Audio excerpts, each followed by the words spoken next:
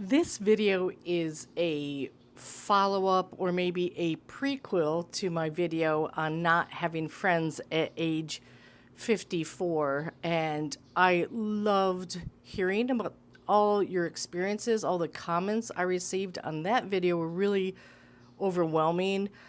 Some of them were heartbreaking. So I read every single comment, and thank you for sharing is all I can say, because some of them were, like I said, painful to read. So this is going back 20, 21, 22 years, and this is why I don't know if I would ever want to have a best friend again. So I just wanted to take you back on a little journey into my life, and I don't know, maybe you have some similar stories to tell.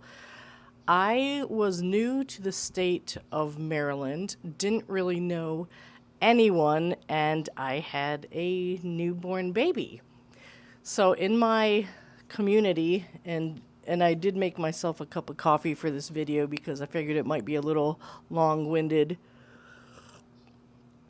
Ah, this decaf, that tastes good. Okay, so I'm in this small town community in Maryland. It's really any town, USA. And there I was feeling very isolated, extremely alone. And then I heard somewhere about a mom's group organization. It was a national organization.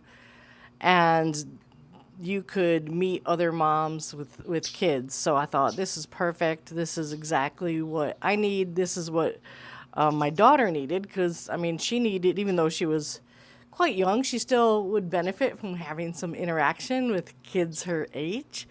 So I joined this group, and I loved it. It was wonderful. And they would put you, someone on the executive team of this group would put you into something called a play group with moms that had kids of similar ages. So I was put in a play group. There were 5 of us, including me, and 3 of us were not from Maryland, 2 were, and we really became what I thought was a little family. We really helped each other out. If someone was sick, we would bring them food. I mean, just we would check in with each other constantly. We saw each other at least once a week. We would have a play date, I think is what we used to call it. It was probably definitely more for the moms than the kids, although I'm sure the kids had fun. And again, I felt that it was just this little perfect family. Like we would have Friendsgiving, we would have a potluck at Christmas. We celebrated little kitty birthdays together, and then one day, kind of out of the blue, 2 of the moms announced that they were moving and leaving the area. So that was really, really sad. That rocked my world because, again, they were my support system. And I think possibly the very next week, one of the other moms said, "Oh, just to let you know," she said this very casually, like she just changed her nail polish color.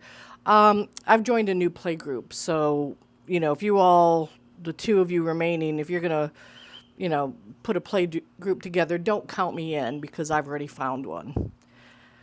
Which I thought was kind of interesting. She didn't invite me or that other mom to join her in the newly formed playgroup.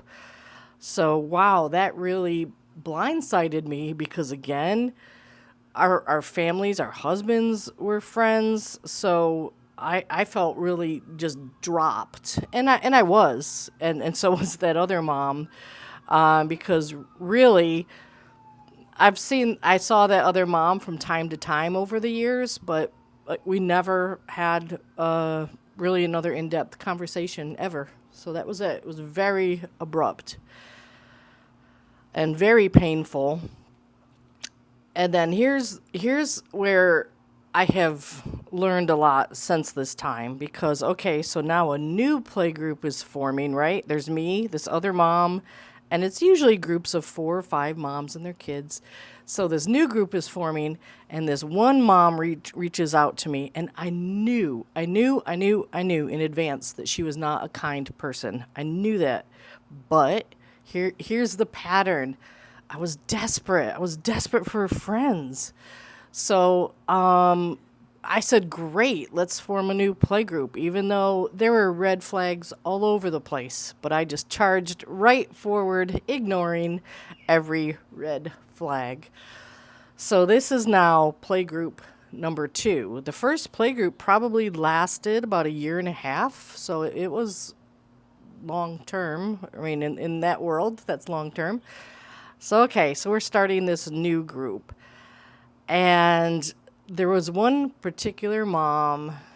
I don't know, she was like the cool mom. She was hipper than the rest of us. Can I use the word hip? Well, you know what I mean, right? Okay.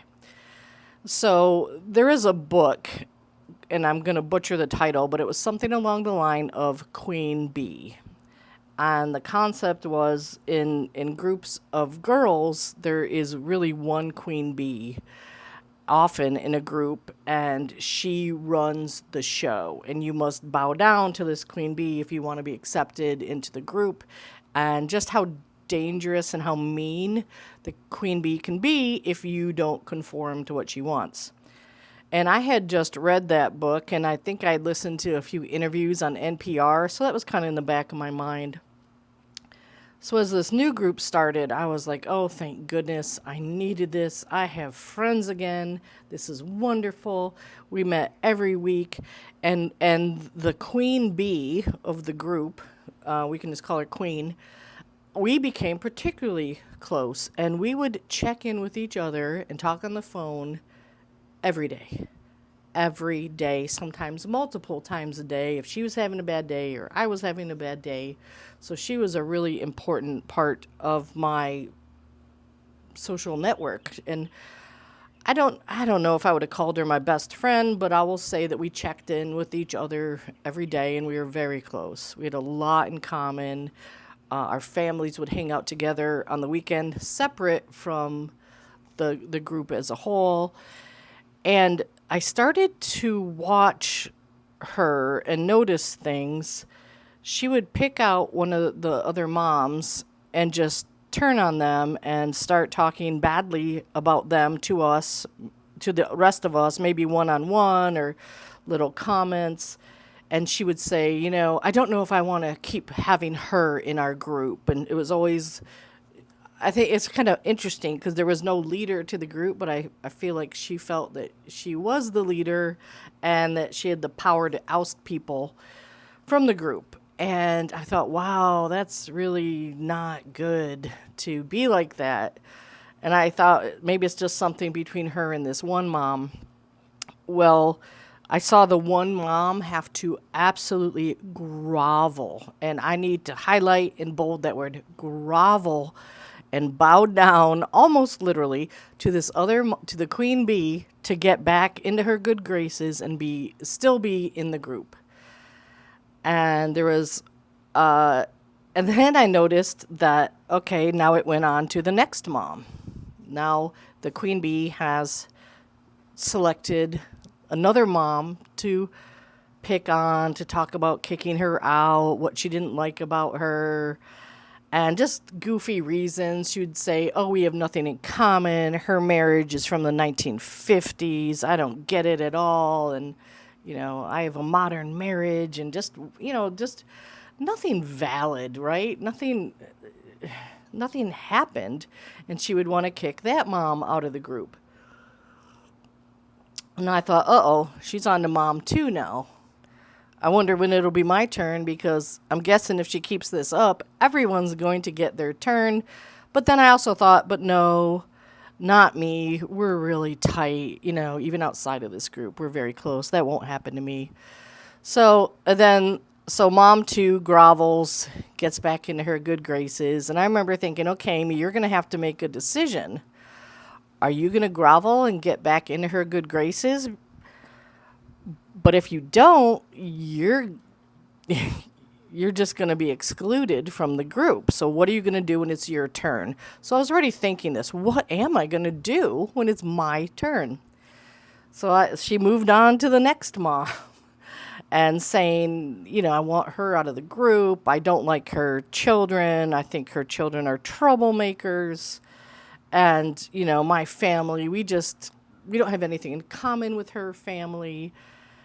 And I had always stood up for the other moms when she would do this. When she would say she wanted them out of the group, I would say, "Oh, yeah, I see what you mean, but she's really nice." And I would try to be an intermediary, and I don't know. So, long story short, guess what? My turn came. I knew it would. And I had already made the decision that I was willing to give up the group rather than to grovel. And I thought, and maybe when she sees I won't grovel, that she'll still allow me back in the group. And the group, it gave me friends or mom friends to discuss motherhood with, which was new to me. But it also gave my daughter some friends to play with. But my daughter at this time was getting close to starting kindergarten. So that was also a factor of me not needing this group as much as I had in the past years. So when it came my turn, and this is how I knew it was my turn. I called, again, when I say we call each other every day, we call each other every day. So either she called me or I called her. So that day I call her, hey, blah, blah, give me a call. Just want to see what you're up to today. Talk to you later. And I don't know, in the afternoon, I thought, gosh, I hope she's okay because she always calls back, if not calling me first. So I called back and I left a second message and, hey, just checking in. I want to make sure you're okay. Didn't hear from you. Hope you're having a good day or whatever. So that was 2 calls that one day. This is how naive I am. This is just I need to hide in shame because this is back in the day when there were answering machines. Okay, so I know nobody or a few of you will know what that means, but they're an actual machine with a tape. And I so naively thought, oh, I wonder if her answering machine broke, or she had shut it off, or something happened with her answering machine because she couldn't possibly, just not be calling me back and ghosting me after, years of friendship.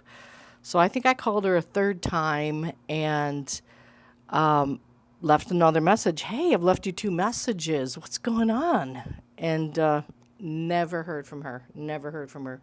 So I just stopped going to the group, and that was it. And one of the moms that stayed in the group that I had defended to keep in the group absolutely turned on me. Her daughter was in the same grade at the same school as my daughter. When I would see her in the hallway, she would just, stare daggers at me. She was a very mean person. Her daughter was a mean girl. No shock there. So of course they would exclude my daughter from things. It was just a sad situation. So yeah, I lost that whole second group. And many months later, my daughter had eye surgery, and it was really, really, really stressful for my daughter. It was stressful for me. And 2 of the ladies dropped off something, like one dropped off cookies, one dropped off a stuffed animal on my front porch for my daughter. They must have heard through the grapevine that she had had surgery. And, normally you would call and say, thank you for the gift. That was so thoughtful. And I didn't. I'm like, it's done. So I gave my daughter the gifts, and that was that. So that was a friend, the queen bee, that I don't know, I probably would have at that time referred to her as my best friend, and just absolutely ghosted. And I know based on her picking on the other 3 women that the reasoning was always ridiculous. It was just, I don't know, she was bored. I don't know what it was. And just wanting to, okay, now, now it's Amy's turn.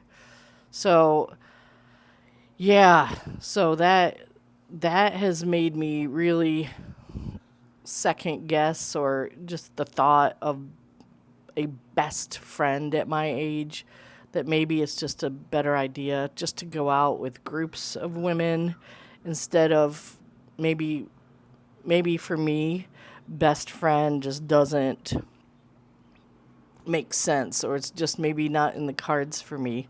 Again, I do have friends in other states, so I need to, put that out there as well. But I'm talking about women that I live close to, that are in my community.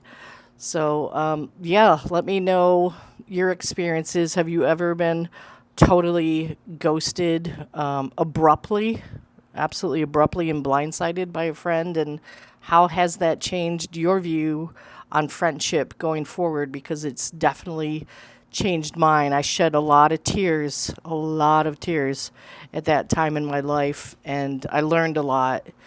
And maybe somebody watching this today won't have to go through what I went through.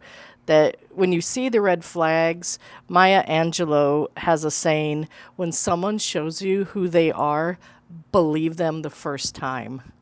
And that's what I didn't do. And hopefully, I think I'm getting a little bit better at that. Thanks for watching.